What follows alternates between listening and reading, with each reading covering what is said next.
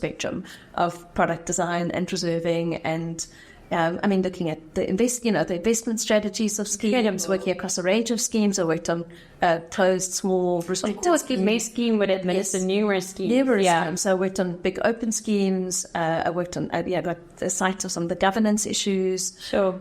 So really, really wide-ranging experience.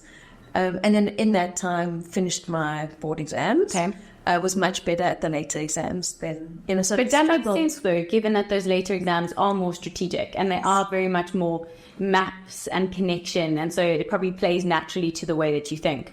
Yes. So that also, it had a huge impact on my confidence and my sense, and my sense of self, because I'm like, oh, I can do this. I can, I can join the dots and I can explain things in a way that other people seem to struggle with. Yes. So that was really interesting and shifted my sense of self as an actual person, actual identity.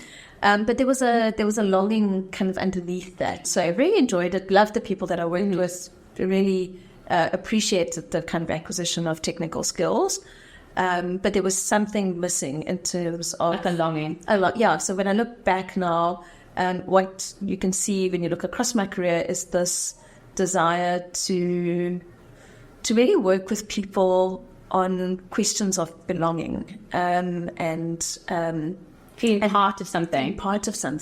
And actually at a more fundamental level, like a belonging, it's like a fractal, in mathematics. You've got like geometries that replicate at every scale. Yeah. It's a sense of belonging in yourself, in your body, and in your environment that you're learning in or working in.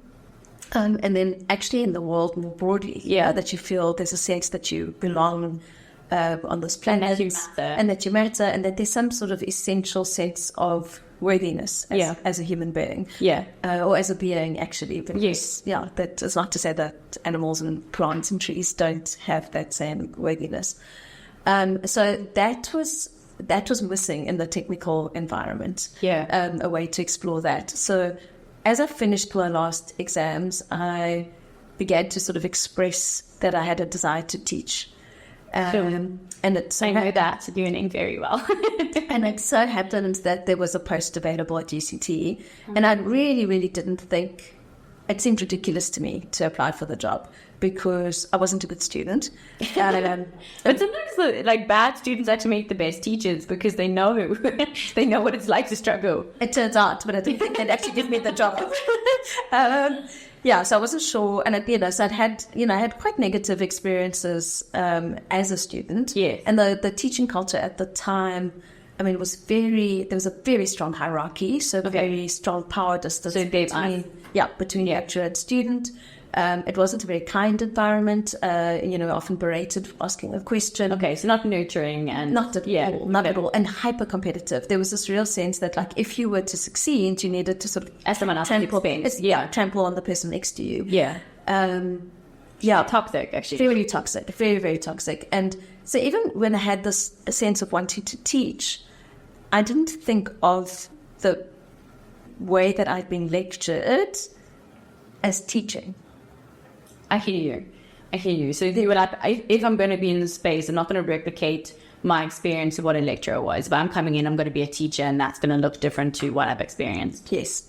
So first I had to actually get over the hurdle of getting the job, which it turned out wasn't a hurdle. They were delighted and enthused for reasons and still baffle me. Then people sometimes see something you can't see yourself. Yeah. And then actually I think there was the self-awareness that something wasn't right in the teaching culture. Okay. And also that we weren't ready for the wave of student transformation that was coming. And was necessary. So, absolutely. But up until that point, the profession was almost entirely white, entirely male. I was one of two women who qualified as actuaries from my year. No. Yeah, really late year must have started, but kind of fell by the wayside. So, really, really radically untransformed. Yes. And the change in student profile hadn't yet happened. Yes. But there was a sense that actually there was a mismatch between... There was a need for it. The culture didn't suit, the teaching culture that didn't match what was coming. So I was actually trusted right from the get-go and given permission to teach the way I wanted to teach. Amazing. So you've given that agency. I was given that and felt agency. empowered to actually go about it the way that you thought would be more beneficial.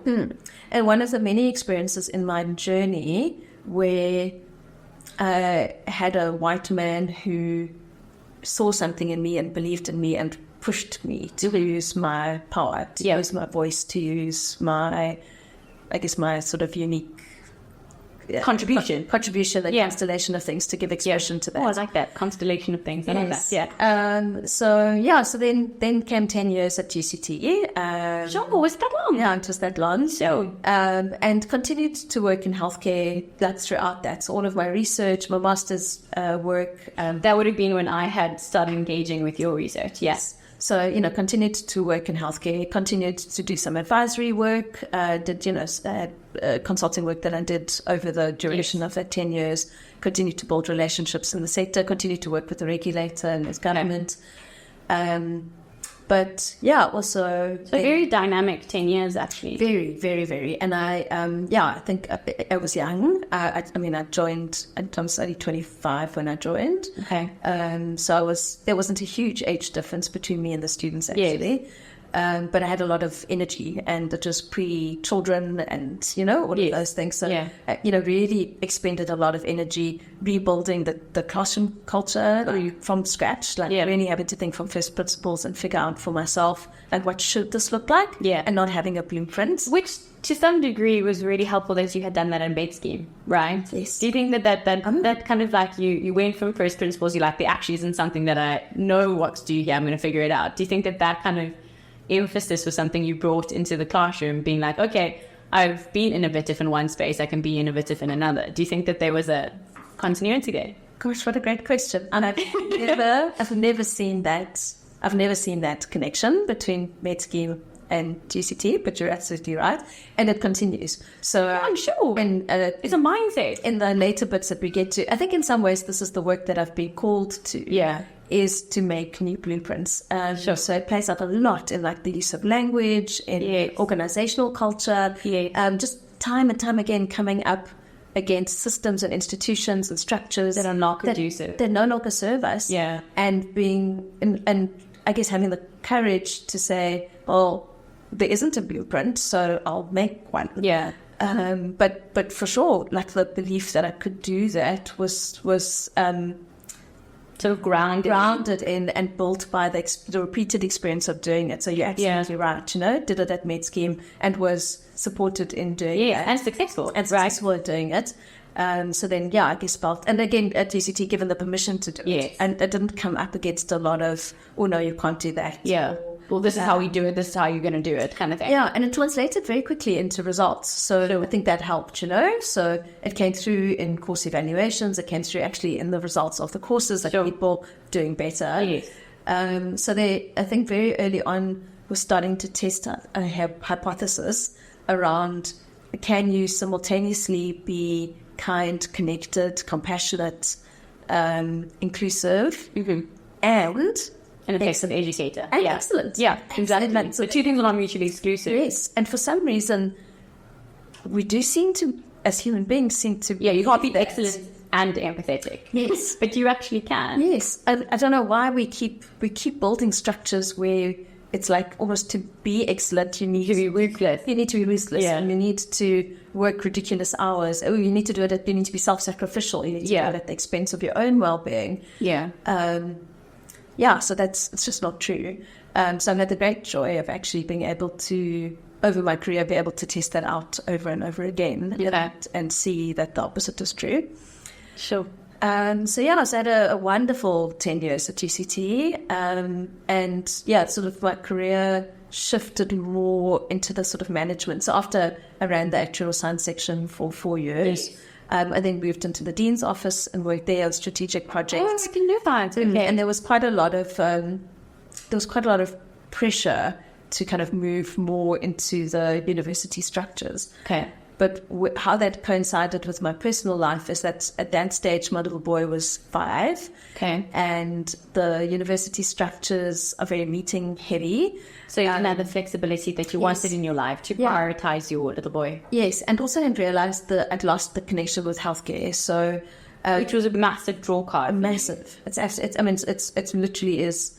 It is the way I think of it as part of my soul work. I am like It's your calling at an intrinsic level, a healer, and I wasn't giving expression to that. So I realized at the end that okay, hang on, I am contributing, but I'm doing it in these kind of meeting structures. I'm not teaching, not doing research. So it's not personally meaningful for me. It's still effective, but it's not actually meeting my personal KPIs. Yes. So at that stage, left and started working. I worked part-time at a consulting firm. In healthcare. In healthcare. Yeah. So you went back to that. Yeah. So kind of put the education piece down and kind of returned fully to healthcare. Okay. Mostly worked in the public sector. So working with government, and so that stage started to build a relationship with National Treasury. Okay. Which turned out to be a long, very fruitful, and some of the best work of my career has come from those relationships. Yes. So I was there for 2 years. Okay. A very interesting parallel question started to emerge for me to the classroom environment. Okay. So the questions I grappled with at UCT was, can we build a classroom environment in which people can do their best learning? Yes. So if people feel, can we build psychological safety? Can we build relationship? Can we build kindness? So that from that place, people can learn. Yes. And really kind of grounded in an instinct around learning and curiosity, being more childlike states that require kind of an innocence, and the only way you can access that innocence is if you feel safe. Yes. And then learning almost feels like play. Absolutely. Yeah. It should, right? Yeah. Instead of how it felt for me when I was a student. It was dangerous, actually. It felt, draining, exhausting. So then I was back in the work environment and the sort of commercial environment and thinking about, like, hang on, but the same questions apply. We're still needing to learn in the workplace. And the same questions apply, right? How do you build a work environment that enables people to do their best work? Yes. And deliver what they need to, but in an environment where they actually feel is nurturing and encouraging, and that they're a part of something that is more than just the work. Yes, absolutely. So I realized I wouldn't be able to do that in the environment that I was in. I guess being questions of commission, permission to like make a new blueprint. Yeah. So at that stage, my husband and I, I've left him out of the story. Yeah, my husband is also an actuary, and we met at UCT. So we were both academics at UCT. Okay. We left about a year apart, and we went and did separate things. But then, had shared this passion of how we, this cultural work and organization and rebuilding work. So then we were like, well, why don't we start a consulting firm, an advisory firm, and test out these ideas and see if they work in the workplace. So then it was Percept, which is now 6 years ago that we started. So you start that too? The two of us together. And from the outset, actually, I think we're very clear that we didn't want to build an actuarial firm. Okay.